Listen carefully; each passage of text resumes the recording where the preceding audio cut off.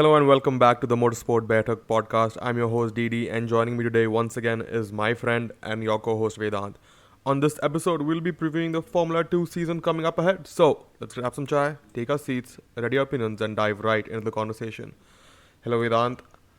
It's been a quieter weekend for racing, for European racing, but there's a lot going on otherwise. Obviously, we had the Australian Supercars, we have NASCAR going on, and the MotoGP season kicked off with an emotional victory for Enea Bastianini.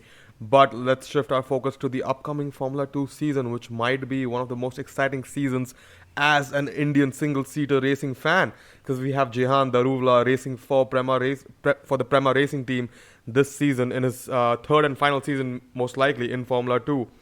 How excited are you? Yeah, definitely. I mean, Jehan Daruvala racing in Formula 2 in itself was a big news for Indian motorsport fans. Then he signed for Red Bull Academy last year in his second season, and now he joins the Prema, the all-dominating Prema Powerteam. So it's been a step up every single year for Jehan, and well, there are no words as to how excited we Indian fans are about this, right?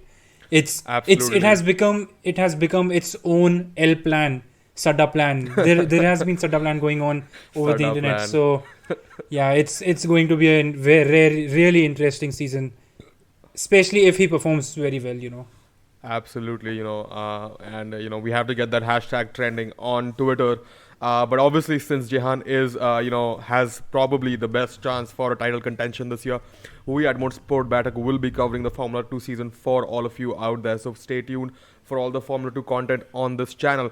But let's get into what we have to look ahead. What have we learned from testing and what is there to come? Obviously, Jehan Daruvala had a good testing, but the competition is insane this season, like it always is in Formula 2. Let's look at the Red Bull Driver Academy itself. Now, Jehan has the toughest competition, I believe, from his fellow teammates, of the Red Bull Junior Academy. What can you tell us about them, Vedant? Well, obviously, first of all, Jehan's biggest rival is in the car next to him, Dennis Hogger. In the same Prema team, Dennis is the reigning F3 champion, and he dominated F3 last year. Now, of course, Dennis Hogger won't be looking to join Formula 1 next season itself. And his priorities lie elsewhere. His priorities lie on getting to know F2 better and, hoping to win F2 next year. He won't be looking to win F2 this year as a primary objective. So, Jehan has that bit covered because he's obviously more experienced than Dennis. But then when you look at the other side of the pit lane, other end of the pit lane, and his Red Bull Racing stable mates, basically, he has Liam Lawson and Yuri Vips. Now, these two are one of the most talented drivers in Formula 2 right now. And both of them have tested for Red Bull and AlphaTauri in practice sessions and in the post-season test. So, Jehan has a really tough competition in his own stable and, just across the grid. Absolutely, and we saw what Liam Lawson could do, in any series last year. He had a pretty decent Formula 2 campaign last year, but he really lit up the DTM racing series with his performances. But what is also really exciting for these, Red Bull Academy juniors is the fact that, this year F1 has made it mandatory that all the F1 teams have to give a chance to a driver who's not a part of Formula 1, who's had less than 2 races in Formula 1 or something like that, during an FP1 session. So we might see all 4 Red Bull juniors on the track testing for Red Bull this season, and it'll be great to see Jehan Daruvala on track in a Red Bull representing his country. But, like you said, it's tough competition from his stablemates. But let's look across the grid. What is another name, what is the next name that stands out to you that we should look out for, both a team and a driver combination? Well, I think the next, apart from the Red Bull favorites and the Prema favorites, basically, the next favorite driver for Formula 2 this season is obviously Theo Pourchaire. He almost won F3 and finished second to Oscar Piastri. And last season, his rookie F2 season, he won Monaco in a in a not so dominant car basically. So, and Theo Pourchaire has obviously been in. He's a Alfa Romeo Sauber academy driver. So they would be looking at him and they would be hoping that he performs this year, comes in the top 3 basically, so that they can take him to F1 next year. Absolutely, If they want. Theo Pourchaire is slated for that, that seat in next to Valtteri Bottas at the Alfa Romeo Racing team. But we also have to talk about Carlin Racing now. Carlin Racing, looking at the testing times and what they've done in testing, look really poised. And obviously they have Liam Lawson and the American driver Logan Sargent. Now Logan Sargent has been a bit anonymous throughout his time in junior racing, but more and more eyes are looking at him as he progresses through his junior career. Yeah, absolutely. Logan Sargent and Liam Lawson are a great lineup for Carlin. And Carlin, as we know, are one of the top 3-4 teams in F2 which perform consistently and which are at the top consistently. So, again, even though Prema might be the dominant one, but if you are talented enough, you can win the championship in a Carlin or in a ARTGP as well. So I think Logan Sargent and Liam Lawson would be a great lineup for Carlin, and yeah, it's a great. Absolutely, they did complete the second most laps during testing, but the team that completed the most laps, you just talked about Theo Pourchaire, it was ARTGP who completed the most laps, and in the second seat besides Theo Pourchaire is the Mercedes Junior. Now that's a very interesting one. A Mercedes Junior rookie, Frederick Westy. Now he obviously, if he's in the Mercedes Junior program, he's a proven quantity. But what can we expect from him? What has he done before? If you would like to enlighten us here, Vedant. I think Frederick Westy was one of the title contenders in F3 last year. Well, not exactly the title contenders, because Dennis Hogger just took it away. Just blew everyone away. But he certainly was right there. He was finishing second and third, and in those places, to be in that position to attract eyeballs basically. So again, Frederick Westy is one of the, I wouldn't say he's a favorite. He's just a rookie. He has 1 or 2 more years in Formula 2. But having said that, he's a Mercedes junior, right? And Mercedes does not have a real junior now. They had George Russell, but he's in the Mercedes seat now. So they don't really have a junior driver in F1 as of now.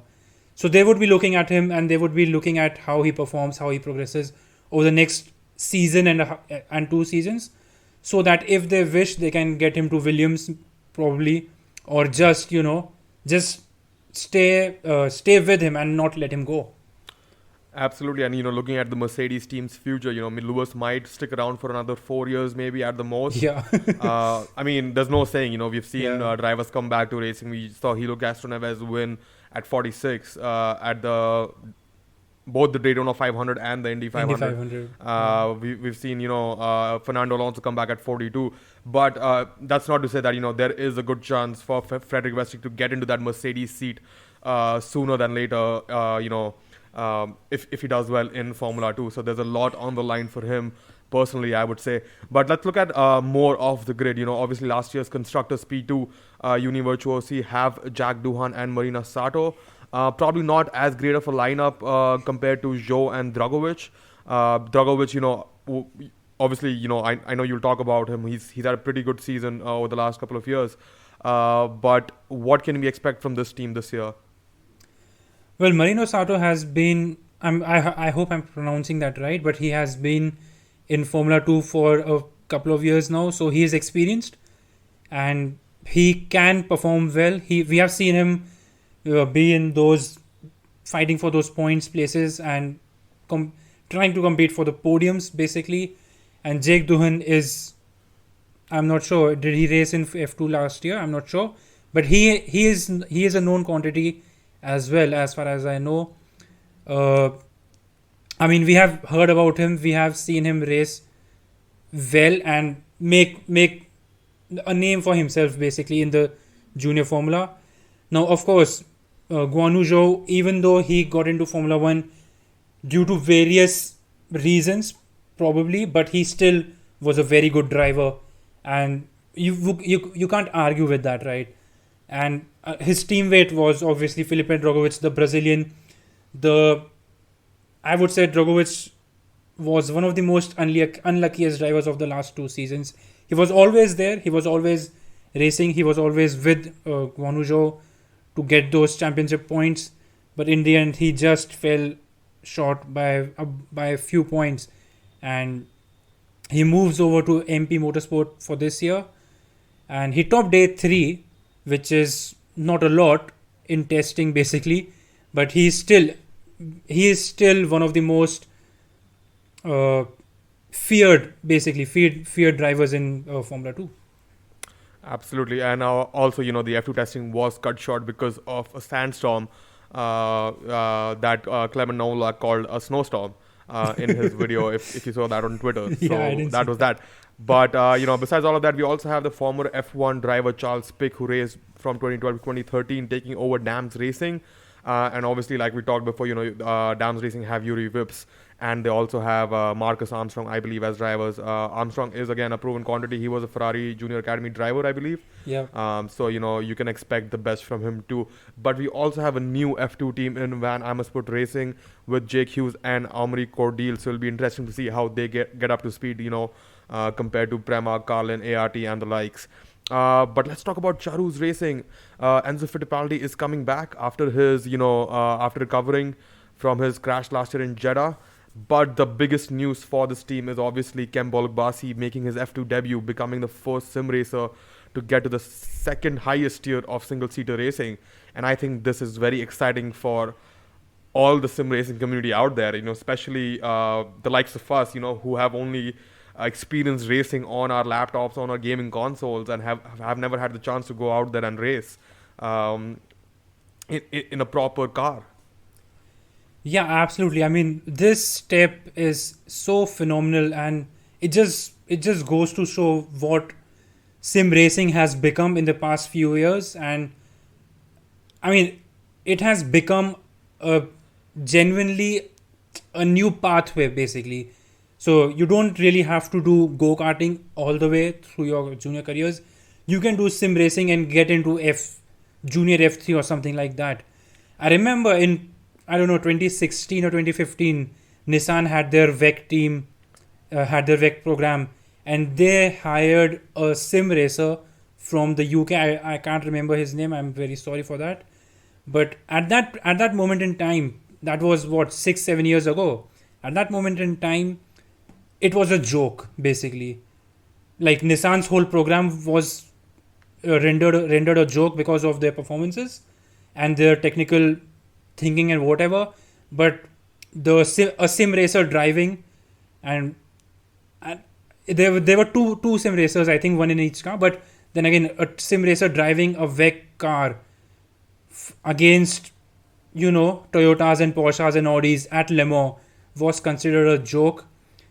But then, now here we are. We see Jimmy Broadbent race in the UK in different the series. Praga Cup. Yeah, Praga Cup.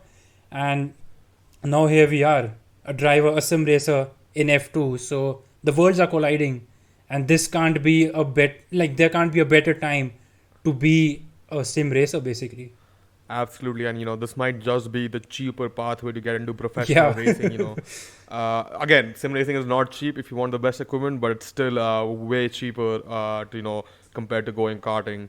But yeah, so that was the grid. Obviously, like I said earlier, a very exciting lineup for the F2 season.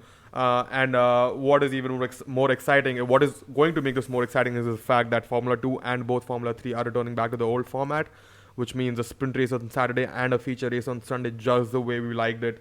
Last year seemed like a little bit of an overkill.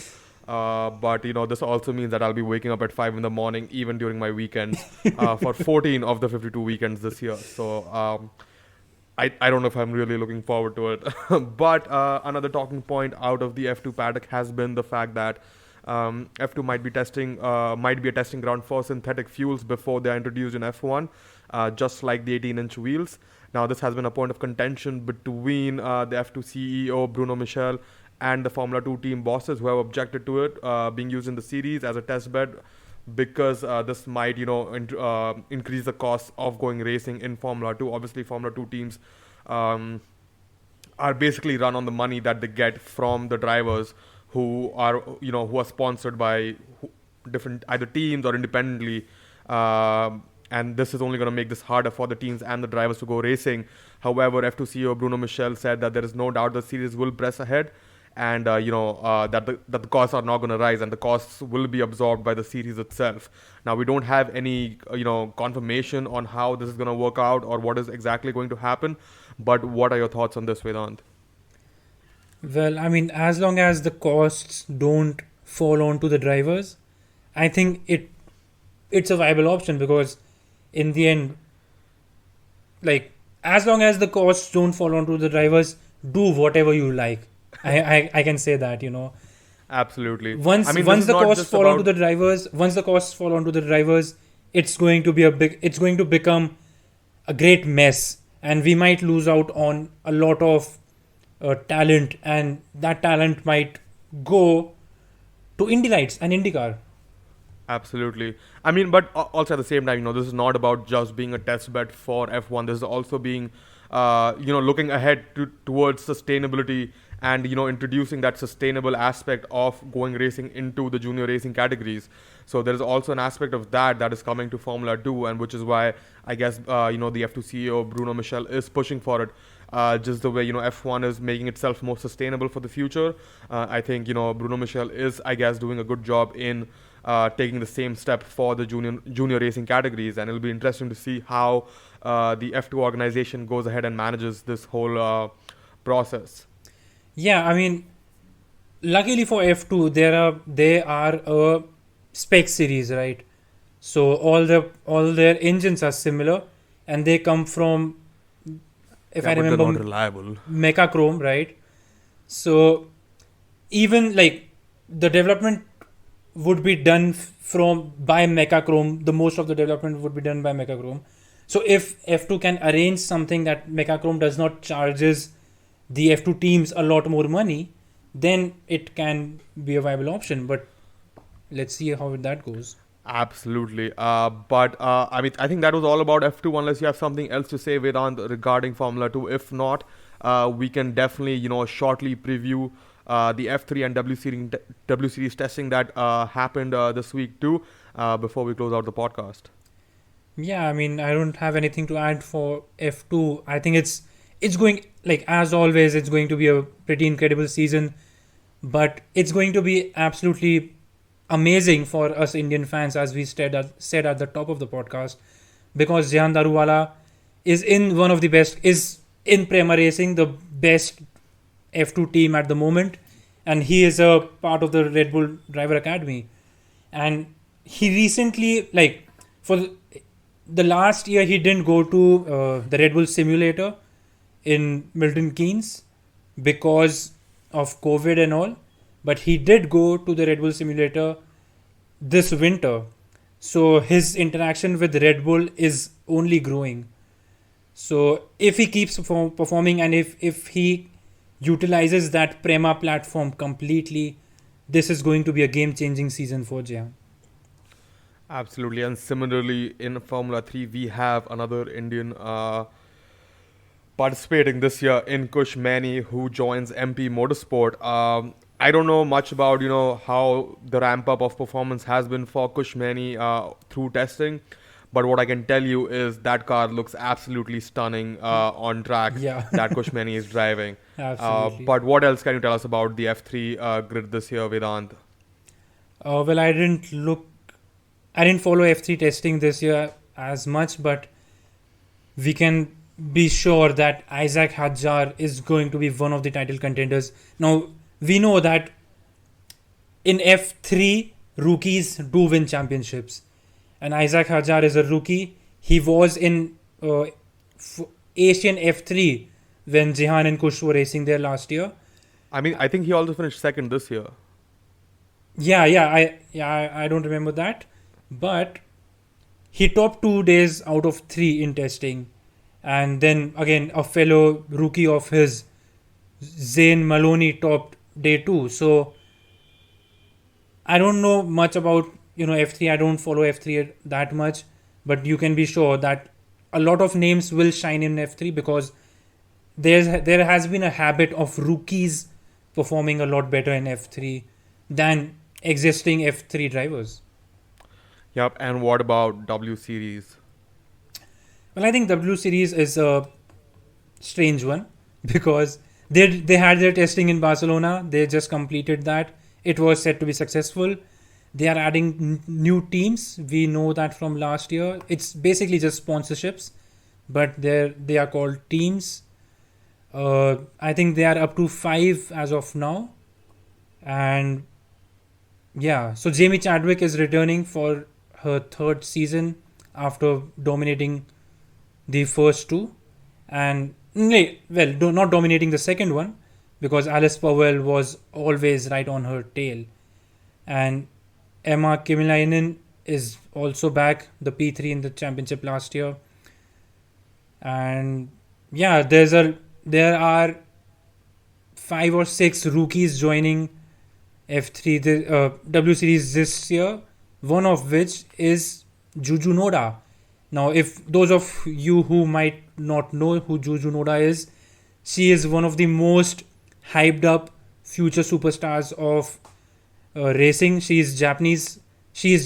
Her father was a racing driver, and I think she won a lot of junior series from karting to regional formula and junior formula, all that stuff.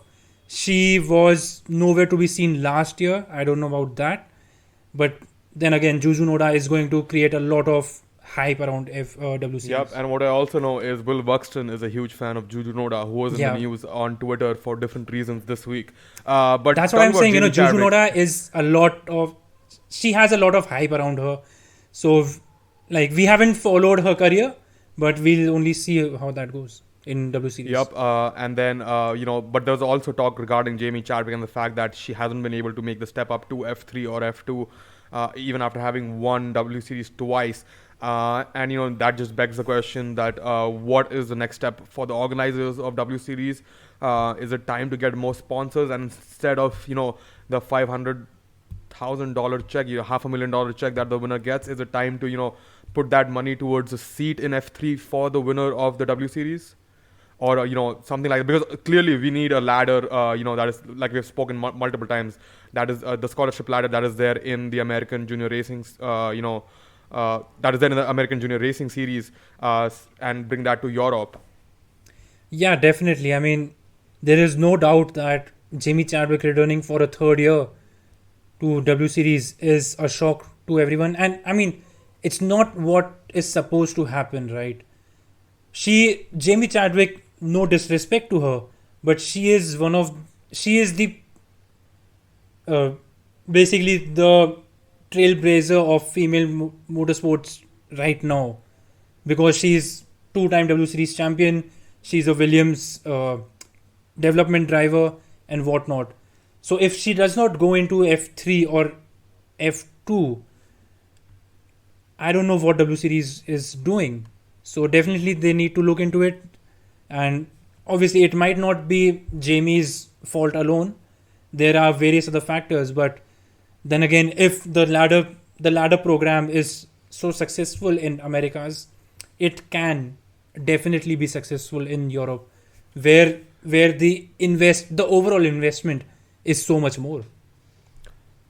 Absolutely, we can only hope that either there's a sponsor that comes along, or the organizers are able to come up with a solution for this issue, because we would genuinely love to see Jamie Chadwick and the likes of Alice Powell and Emma Kimiläinen, who've done well in W Series, step up to Formula 3 or Formula 2, and then be able to find their footing there, do well there, and hopefully progress into F1. Obviously this year we have Tatiana Calderon racing in IndyCar, which is a huge opportunity for her and for females in motorsport.